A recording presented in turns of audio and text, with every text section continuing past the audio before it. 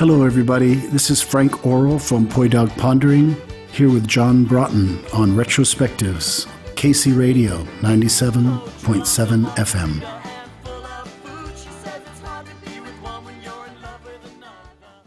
Just to begin, was yours a musical family when you were growing up?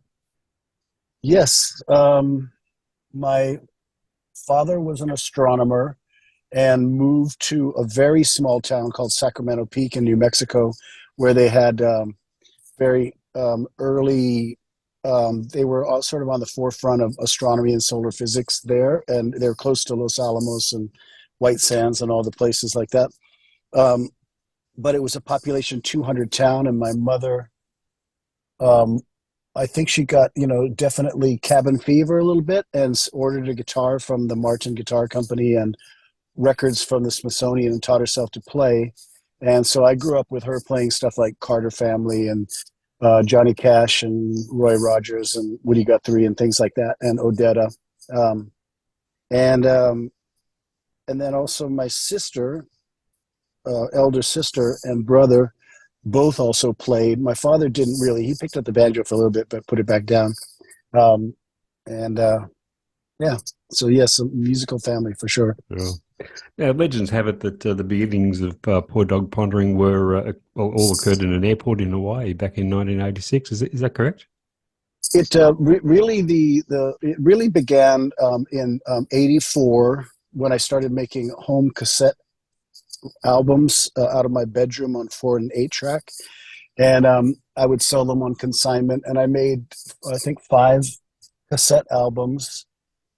And then I started playing on the street in Waikiki in Honolulu. And then, because it was really kind of the only place you could play originals, the clubs wanted you to play cover songs. And then a sort of a like-minded group of people started coming out and joining me on the street, people from other bands, other post-punk bands in Honolulu. And we started to really love it. And we just, after one night of playing on the streets, we were drinking Foster's Lager actually, and we were sitting on the beach, and we just started imagining, well, this would be a really nice way to travel across the continent. And we'd always heard about stuff like New Orleans, and so we thought it would be a nice way to adventure across the states, and so we all just kind of sold stuff to get ready to leave, and really, it was the kind of thing that was like, once the core of us decided to do it,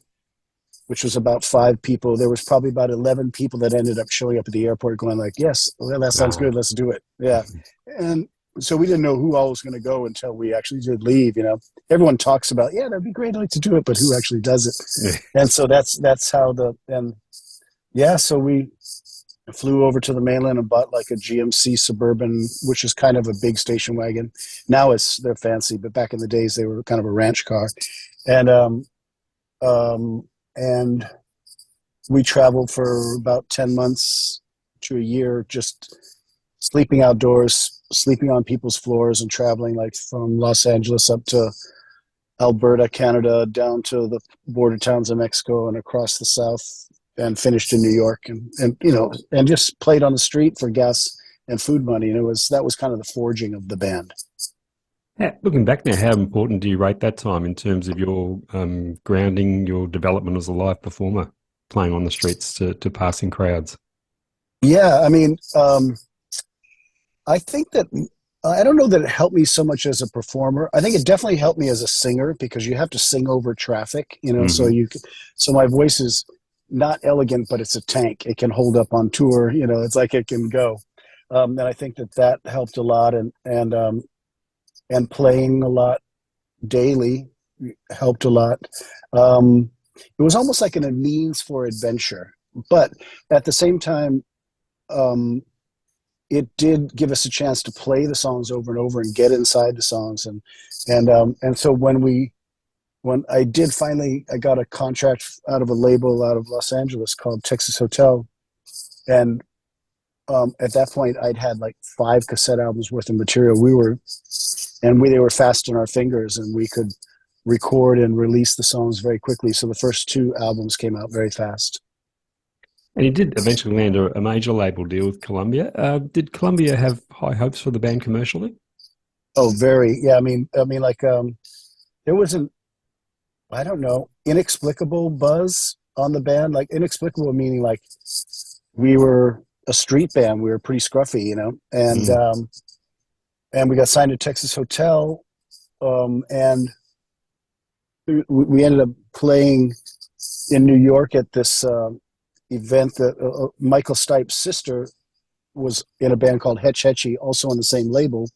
So they were doing kind of a label party in New York at a small club, and we played, and just this buzz happened, and really like 6 majors were offering us deals. So it was kind of a Columbia went hard, and promised us, like also all the creative control stuff that we wanted. So we went for them, and it did definitely surprise me, to wind up there. It wasn't my choice. I was very happy on an indie, and it was Mm. a nice home on the indie, but it just sort of started. I think it started to make sense as far as the band being able to tour and have tour support and have, actually distribution and all that sort of stuff. And so, we rolled the dice and went with the major, and Mm. kind of got fried for it a little bit because, especially in those days in the indie world, signed to a major was ungodly. So was there a particular moment in time where it started to become apparent to you that you could be a self-sufficient band and didn't need that major label backing? Yes. We made, we had the first record made with Texas Hotel. Columbia re-released it.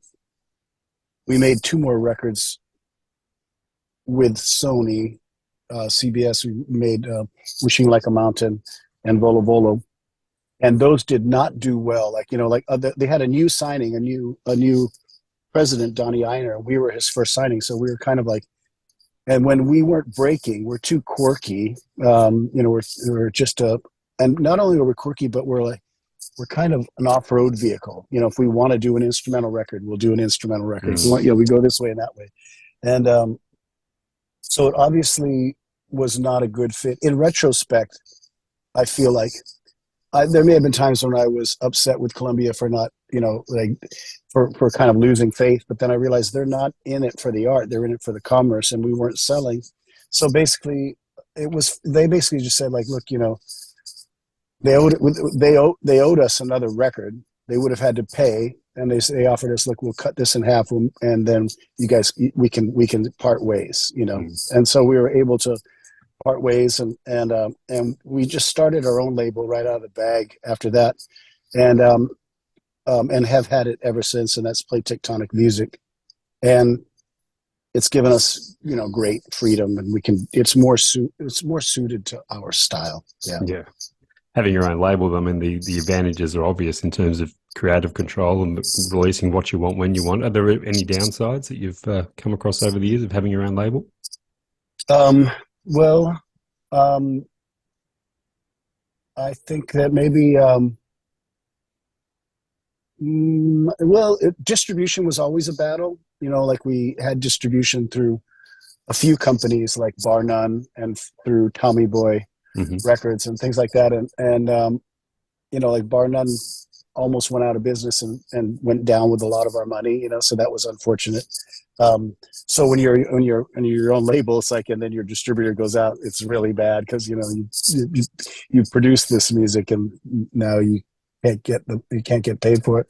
But so I think the major things are being that we don't have that sort of presence that a major label can, like they got us on David Letterman's show. They Yeah. got us on. They can do things like that we can't do. So I think it's distribution is kind of a thing of the past now that everything's digital, but except for vinyl. But so now we're able to. We just have a digital distributor. We can put up our stuff. I kind of feel like it's a little bit full circle. Like I'm back making records out of my bedroom again, the way I started out. And I'm just releasing them, and it goes to my digital distributor, and then it goes wherever it goes in the world. Yeah. Now, eclectic is probably the most common description I've seen of your work. As the guy who's led the band through so many musical changes and styles, do you see yourself as someone that gets a little restless if you're on the one thing for too long?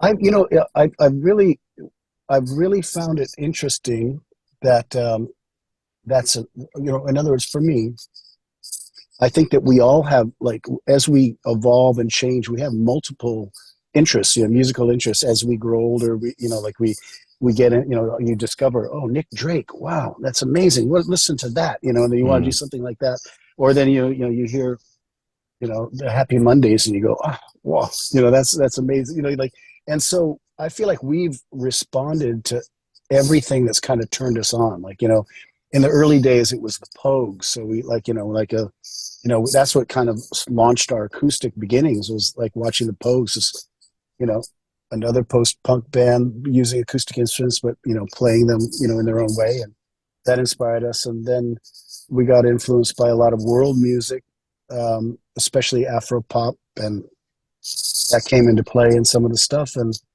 And so for me, it's more natural for a band to be eclectic when it's a kind of living, breathing organism responding to the things that inspire it. The thing that seems unnatural to me is have one sound and hone it your whole career. Hmm. That's the odd one for me. I love the Ramones. I mean, I love the Ramones, but I would not have wanted to do that every night, Yeah. and not, famously, I remember seeing the Ramones once, and Dee Dee walked up to the microphone and he goes, "Here's a song we wrote about 30 years ago. Haven't played it since last night. 1, 2, 3, 4." I love that. That's good. Yeah. So, do you think the ever evolving nature of the band and its sound has had a lot to do with its longevity? Why it's still around and still a thriving thing today? I do. And I think that, like, for instance, everybody in the band is growing and evolving also, so like, Mm. Paul Merton's flute or woodwinds player. He plays, clarinet, flute, saxophone, and such. And then Max plays trumpet, a little bit of trombone, and Susan plays violin. Their orchestration skills have, gotten really good over the years. And so everyone just kind of, as people's, thing evolves, their playing ability evolves. That also helps lead the things in certain directions. Yeah, Like like, the listening to Nick Drake's "Brighter Later" in around '94, before we made Pomegranate, was like the turning point. We were like going, before that it was one violin, one trumpet, mm, and then we were like, oh no, we're writing we're doing orchestral stuff now, and that Robert Kirby, I think, was his orchestrator on that one. But so and then that's sort of developed, and then it kind of, I'm like I grew up loving disco, so there's still a lot of dance stuff in me that comes out, and you have that Philly disco sound that uses all those great jazz uh, players like Tony Montana, the vibraphone player, and then they have the Philly strings, and like you're using an orchestra but in a groove oriented thing, and that became a thing that we loved to explore for a while, and so yeah. mm. One thing also you've done is move around a bit through the years. Some time in Hawaii, Austin, Texas, Chicago. Now we find you in California. What inspired your current move to the West Coast? I've always wanted to live here, and um, specifically San Francisco. But San Francisco has become prohibitively expensive. Um, but I love the Pacific. I grew up on the Pacific, so I never expected to be gone as long as I was in Chicago. So I'm happy to get back out here. But really, what inspired me was, during COVID, I had to sell my place in Chicago, and I had a little one-bedroom apartment in Chicago, and it was like, as a parent, I was not going to be able to afford it, and sold it. And then I had a friend of mine from Hawaii who lived out here, and I ended up just working the land, on her land, and I grew to love the area. I'm a cook also. I cook for a living also, and I started meeting all these great farmers and winemakers and things like that out here. So this feels like a very good fit for me. Yeah. Mm. Has living in different environments over the years influenced the music you've made at that particular time that you've been living wherever it is you were living? Yes, absolutely. I think Hawaii really influenced us in a very odd way, in that it wasn't the local music that inspired us, but it was the being sequestered in the middle of the Pacific, and then our landline to the music was all through the British music press, like the Enemy and the Melody Maker and stuff like that. And so we were just immersed in that sort of post-punk stuff, New Order, things like that, Echo and the Bunnymen, and James and things, and that was part of the influences on the early sound. Not being able to see any of that stuff, but just read it, made us dream hard about it. Mm. So I mean, like I thought it was great. It made us kind of imagine what it was like, and then try to do something like it, rather than seeing it and then imitating it. And then living in Austin. I don't know how much it really influenced the sound, but we did meet really great musicians there. That was the thing. There's so many. It's a town filled with great musicians, and especially at that time, it was very cheap to live. So everybody played on everybody's record. They would just, hey, will you play on my record? Yeah, sure, no problem. It's like that. Moving to Chicago was a big one, because we moved like just at the right time. There was a really beautiful second wave of house music scene happening there. And so there was that sort of house music electronic element, which dovetailed well with our kind of live disco element. And then there was also access to a lot of great jazz players. So we started, incorporating some jazz players into the band, in like bass and keyboards and percussion and vibraphone ways. And I'm interested to see what's going to happen here in Sonoma. It's very rural where I live, so I don't know how. But I think being back close to the Pacific is going to be a big thing for me, just because it's always been a touchstone for me. Yeah. Yeah. A lot of different musicians have passed through the band and been with you on the journey through the years. Is there a universal quality that you look for in a musician that makes them fit the bill to be part of Dog Pondering? No, I mean, it's all sort of happened pretty organically. Like, those people who left with me in the very beginning, Ted Cho is still there. He's the guitar player and co-producer with me. John Nelson, the percussion player. Abra Moore, one of the vocalists. She lives in Hawaii now, but she still comes and does stuff with us on record and live. And then I met people in Austin like Susan Bells and Max Crawford. And, usually it's more like you go and you see somebody play live and you go, wow. Like that's how I met Max and Susan. I was recording the first record, and we were out having a beer after the session, and I saw them playing in a group with Ronnie Lane and Alejandro Escovedo, and I was just like, wow, can you guys come to the studio tomorrow and play on a couple of our songs? And then through touring and Poi has been it's been very inclusive throughout the years. We meet people, we like them, they become part of the band. It's how we've grown to be a 13 or upwards to 15 member band sometimes. I think it's just everybody else does something for a living in the band. Like Cornell's a fireman. Susan teaches violin, and Max works with the Cubs. I cook. So there's no pressure. Our drummer was lighting director for Leonard Cohen for a long time.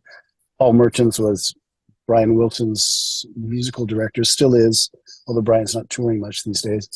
But everyone does something else. So the pressure on Poi Dog is very low. People can come together, do a show. It's not like people are looking at it to be their breadwinner. Right. And things. Yeah, and so they come into it just for their kind of collective enjoyment of it, which is ideal. Yeah. Of course, the nature of the band makes it one difficult to categorize for people who like to pigeonhole music. What are some of the more descriptions of Poi Dog that you've found baffling and can't get your head around? Well, can you say that one more time for me? Sure. The nature of the band makes it a difficult one to categorize. Yeah. Have you, over the years, seen any unusual labels or descriptions of the band that you haven't really been able to see what they're seeing, if you know what I mean? Yes, I do. Yeah, good. I understand. And yes, one has always been like, oh, they're a happy band, and I find that one interesting because there's some of the topics are that are dealt. There's like there's some of the songs deal with death, some of them deal with organized religion, some of them deal with you know sexuality, some of the like all sorts of things that um, some of them are just straight prose, things, and so. But I that one always bothered me because I felt like they were missing the point, and I think the Yeah. point has always been for me that I've always felt like Africa never produced a Bauhaus. Like certain cultures, like they just don't produce that kind of music because the music has to be uplifting in the face of adversity.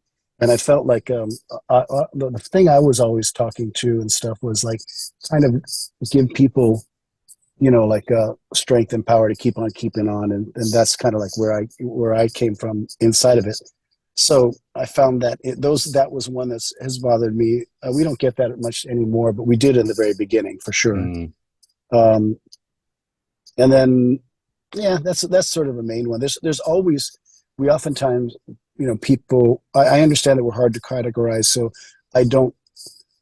I accept that, and I go like if somebody says, oh, they're an acoustic band, or somebody says, oh, they're an electronic band, or somebody says, like they, I understand why they might say that depending on what Mm. record they heard, Yeah, yeah.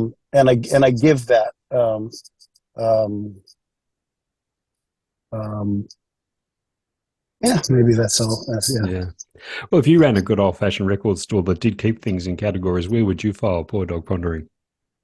yeah. I mean, I guess I mean, I think of that because people ask me, then how would you just describe it? And one of the ones that I say is rock and soul. Like Mm. because it's kind of like that would be one where I could just like, you're always looking for that one where it just lays it to rest. Like I already have a difficult band name, Poi Dog Pondering, so that requires questions. Yeah. So it's like I don't want a description that requires questions, but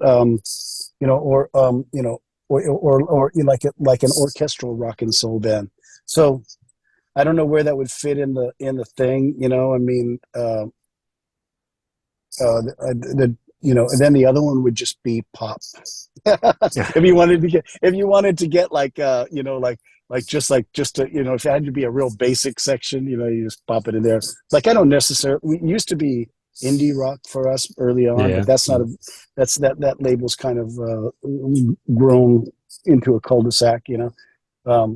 So I wouldn't know exactly where. I mean, I understand. I wouldn't know where to put it either. Mm. Yeah. Now, you mentioned you cook, and you found a very unique way of combining your two loves, food and music, by your Chef Frank music and dinner shows. Yeah. Hmm. Tell us about that, where you not only play a house concert, but you also cook for your guests. Yeah. Yeah. I started, because I did grow up in a very musical household, and the guitars would always come out like late at night, and my sister, my brother would be trading songs. Um, and I did miss that sort of casualness of laying around with sitting around with the guitar and like, hey, what are the chords to that Dylan song? And then like try to remember it and then play it. And so I started thinking I was missing that. I love the stage. I love to perform. But I also was missing that sort of casualness. So I started doing some um, living room concerts, but they felt a little strange. Like I didn't get to know the people first before I went in there. Mm. So then I was playing for them, but I didn't know them. I remember thinking to myself, we should be eating and drinking first, and have dinner together, then sit around. So I just started doing like buffet style, like make up some Hawaiian dishes, Kahlua pork or teriyaki chicken or something like this, and then laying it out, and that worked really well. But then my interest in cooking grew very strong, and I'm sure it's the same in Australia. The last 20 to 25 years has been kind of an explosion of chef-driven restaurants and people driving cuisine Yeah. up, experimenting and doing beautiful work. And so we go out to eat and we get to, I come home and I go, how do they make that? So I started growing on that.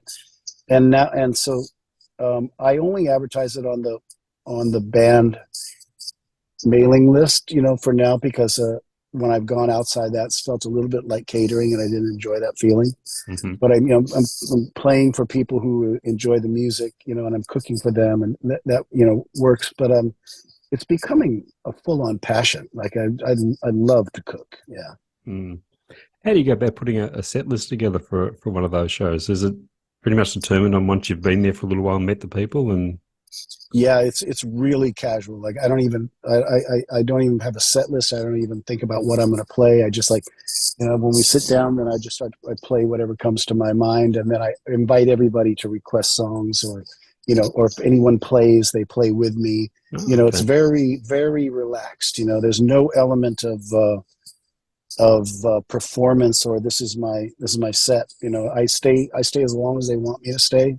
I feel like um, I don't know if you ever saw that movie Drive.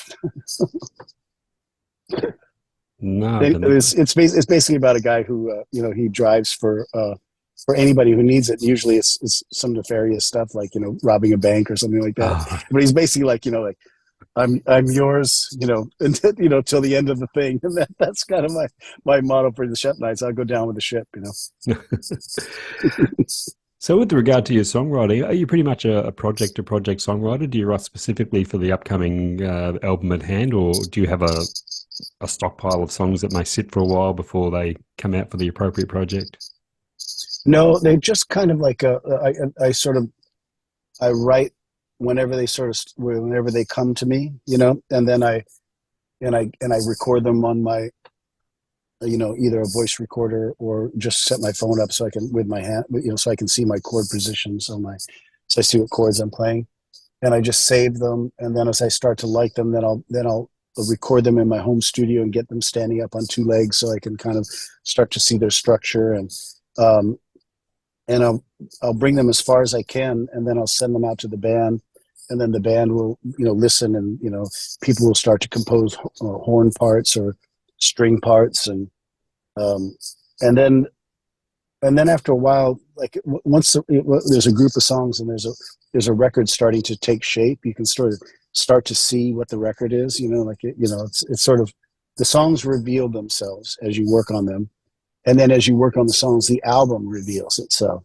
Mm. And then you go, okay, all right, now I'm getting the feel for this record, and then we zoom in, and then we go at trying to get good takes of things.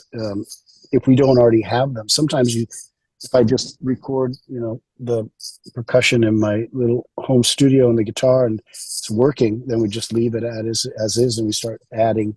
I'll go to say for the last record, I worked closely with Ted Cho and co-produced it with him. We did it largely out of my place, but largely out of his place in Chicago. And then we just brought in the horn players, and we go in section by section. We bring in the string players, and then record, and then when we need to, we'll go to a studio to work it out with a full drum kit. But we often did it in his loft. I just played drums, and we just did it from there. But then the record starts to take shape, and once the song, then we start moving into putting the songs in a certain order, and then the record kind of reveals itself, and you leave off songs. Which songs are meant to be together and which ones aren't. They just kind of, it shows up that way. So we might have extra songs that just they either they didn't make it all the way there, or they didn't fit on the record. And we do an occasional album called Sweeping Up the Cutting Room Floors, where we just release those things that they didn't quite make it to the record, but we still love them. But they sort of like, yeah, we probably won't come back to this, but it was a beautiful idea. Yeah. Of course, there's been many other musical avenues for you as well. A recent one was the Morning Doves. Can you tell us about that, the birth of that project? Yeah, thank you. I play percussion and sing for Thievery Corporation. They're a band out of DC, and I have done for 22 years or so, and with them do a lot of international traveling, and I always travel with my acoustic guitar with me, and so those were all songs that I wrote out on the road with Thievery and collaborating with people along the way. Like, we were in Rio, and I collaborated with a guy, Mumu, there, and did a song called Jaguar. Um, uh, and different people on the records, but that one's kind of song. Like I'm writing all the time in many different ways. Sometimes I'm writing electronically. Sometimes I'm writing very acoustically, and those songs felt like they were of a batch because there was an internationality to the sound of it. It was using some Brazilian inspired stuff. It was there's a song from Japan from a Japanese singer there. There's a Hawaiian singer that I know from Hawaii. She recorded her out there in Hawaii, that song. And then those songs, they felt like they had a world flavor to them. And they felt like I could have put it out under Dog Pondering, but I would have created more confusion, for everybody. And so I just I like coming up with aliases to, so the Morning Doves is kind of my alias for this sort of more international sound. And then 8 Fat Fat 8 is my alias for the more electronic house things that I do.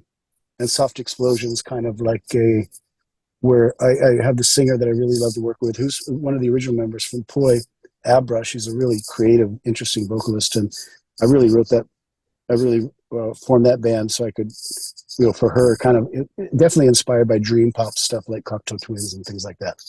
And then Palm Fabric Orchestra is like a very experimental instrumental project, very much inspired by the Penguin Cafe Orchestra. That's why the title Palm Fabric Orchestra. I mean, I was such a fan of Simon Jeffs and Penguin Cafe Orchestra that I actually wrote him and asked him to produce the first Poi Dog EP. Naively, I had a $3,000 budget to make that first EP, and I somehow was writing a letter to England to Simon Jeffs on the off chance. But so these aliases help me to still release the music that I hear and that I make, but not confuse Poi Dog too much. I realized I dragged Poi Dog through like some. Like we made a record called Electric Plumogram, which is actually a remix record of Pomegranate. But everyone thought we went electronic, but it ended up causing all this stir in the indie fan base. Like they went disco. Of course, there was a new Poi Dog album earlier this year, Keep On Loving Each Other, a beautiful sounding record. And I saw on your Bandcamp page that you described it as a song cycle. Is there a common theme that carries through those songs? Yeah, interesting. Why did I use that phrase? There was a reason for it, and I'll find it again. I felt like there was some certain themes there, and one of the big ones there's like kind of a reinforcing thing of following your heart, doing things in the way that you see, the way that you see fit, and trusting in that. And I think a number of the songs on there, certainly Do It Your Own Way talks directly to that. Wake It Now does also. And I'm trying to think of what else now. Yeah, maybe it's not so much a song cycle. That might be a misnomer. There may have been a reason why I said that, but I'm not grabbing it right now. Yeah. So with the constantly evolving nature of your music, is also the method and procedure of your songwriting also something that constantly evolves? Or is it pretty much a tried and true method you've always stuck to? No, it does constantly evolve. And I would say that early on, because I'm a drummer first, I would put down a drum beat, and I write separately. I write prose, like sort of stream of consciousness, long form prose, and I go in and I pick out things. I use that as kind of like, just to, and I go in there and I you do long form. Try to be as self-critiquing as possible, and just flow, not stop to correct a sentence or change the word or any of that kind of stuff. And then so you get the meat, and then you can go back in. Then you can, you know, pull it out what you want. You see what you're writing, and then you can. And then I would sing that over a very simple chord change over a rhythmic bass that I put down, and I would just go through all my lyrics like pages and just sing over it until I found the thing. That was my kind of. That's how I started writing songs. And then there's been many, you know, as I got more comfortable with the guitar, then I wrote a lot with the guitar.